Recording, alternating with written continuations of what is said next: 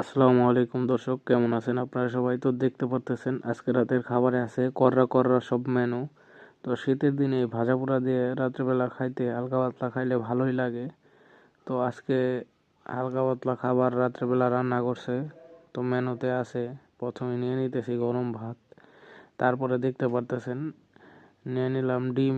ডিম ভাজা আর কি, ডিম সিদ্ধ করে অর্ধেক করে কাইটা তারপরে ভাজা নিছে। তারপরে আছে পুঁটি মাছ ভাজা, তারপরে আছে ডাইলের বড়া, তারপর আলু ভাজা, আবার একটা শুকনা মরিচও নিয়ে নিছি। আলু ভর্তা বলে নিয়েছিলাম না, পরে বউ বলায় আবার নিয়ে নিছি। আপনারা দেখতে পারতেছেন সব কিছুই নিয়ে নিছি মোটামুটি।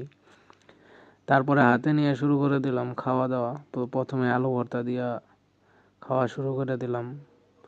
আলু ভর্তা এক কথায় একবার অস্থির হয়েছে সেই রকম।